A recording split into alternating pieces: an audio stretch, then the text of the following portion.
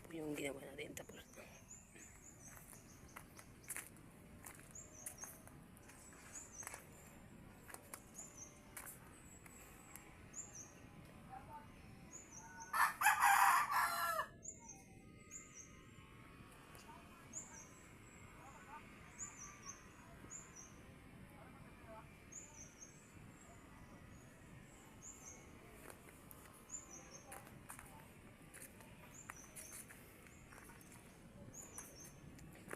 na po yung ginawa nating bahay. Tapos na po, nabupungan na po natin. Tapos na po lagyan ng yero yung bubong. Tapos na po yung bubong niya. Ano na po ito, pagdingding.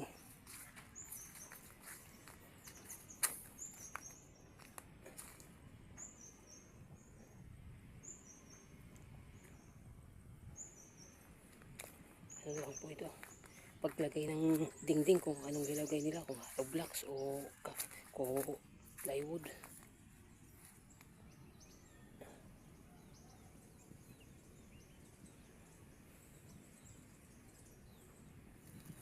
Ano lang po ito, pagpantay ng lupa para lagyan ng flooring, para ano ng flooring.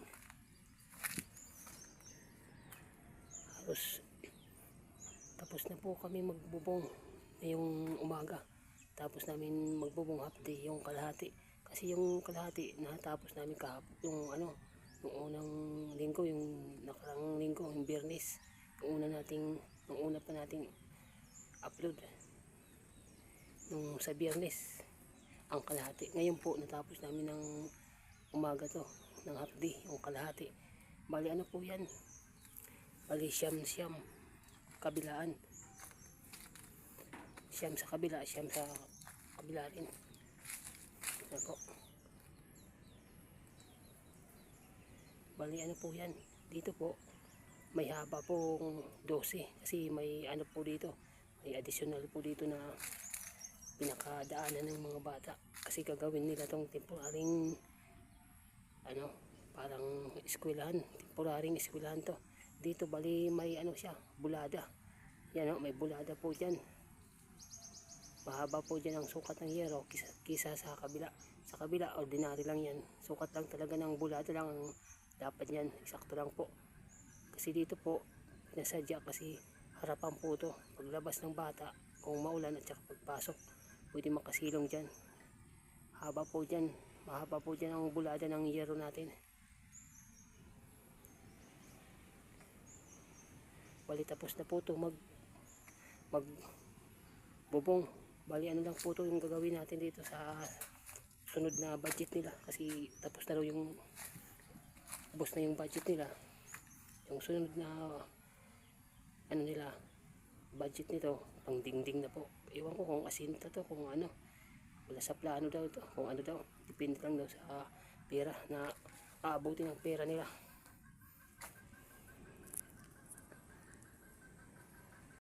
Tayo.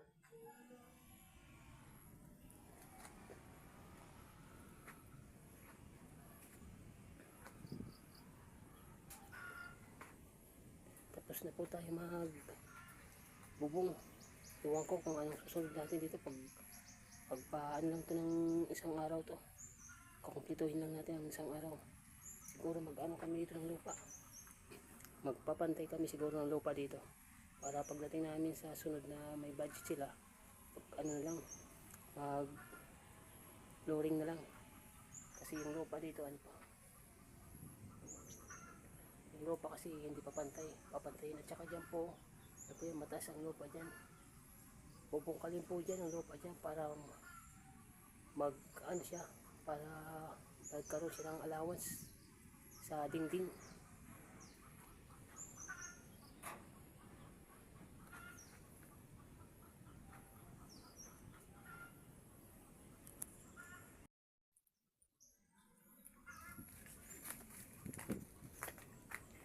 Pakita po natin yung harapan niya, yung harapan ng kabuhuan ng sukat tsaka yung lapad niya. Ito po po kasi dito yan, palayan po kasi yan dito. Yung una nila yun hindi pinagpatuloy kasi parang ng may-ari ng sakahan. Hindi pinagpatuloy na gawing paaralan, eskwelahan. Yung may nakatayo pa doon ng mga konkretong semento, mga poste. Hindi po yan pinagpatuloy kasi hagip daw ng ano yan sa palayan, kaya hindi pinagpatuloy nila. Kaya dito yung ginawa natin, ito ang pinag-ano nila, pinagbudgetan, pinaglaanan. Kaya ito na yung trabaho natin. Yan po.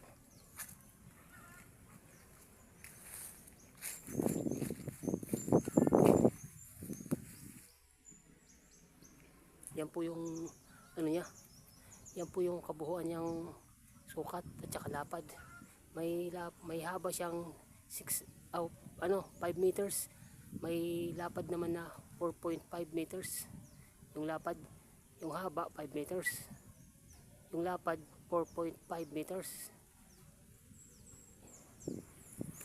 Tapos na po kami magbubong. Magpapantay lang kami ng lupa para pag sunod na budget nila, pag flooring na lang at saka pag dingding na lang yan. Ito po yung project ko na kauna-unahang project ko na ako nag-layout at saka ako rin nagtayo. May kasama lang ako diyang isang labor. Ako nag-layout, ako nagplano, ako rin ang gumawa nito. Ako rin ang parang nag-suggest na rin sa kanila kung anong gagawin. Kasi wala silang plano, wala silang alam daw. Ano ko lang sa kanila, parang pinasa yung kaalaman ko para mayroon. Ha? Oo. Tinawag ako ng labor ko. May ano daw doon, may cook. Sabi ko, oh, sige.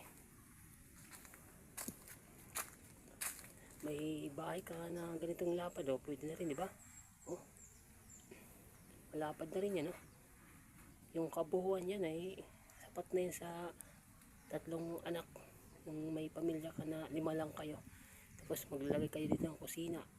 Dito yung ano yung CR. Tapos hatiin niyo sa gitna. Mayroon kayong isang kwarto. Tapos dito may sala kayo dito.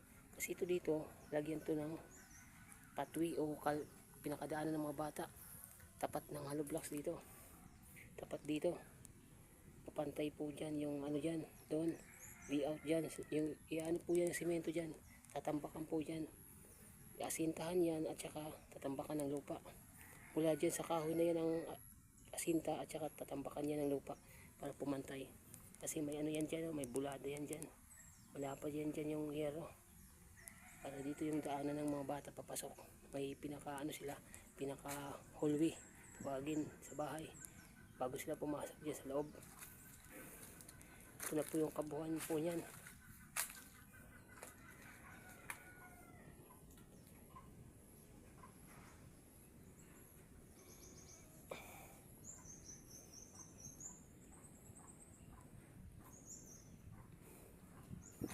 Yung harapan po nito, malamig dito kasi mahangin. Yung harapan po dito ay palayan po.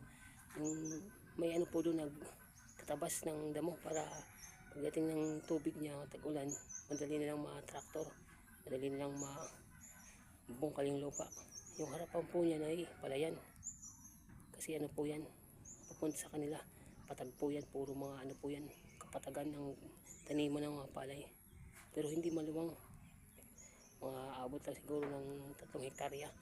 3 hanggang 5 hektarya. Hindi maluwang dyan. Yung lupain nila, yung palayan.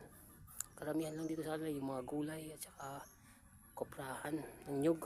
Yun lang ang pinaka produkto nila dito.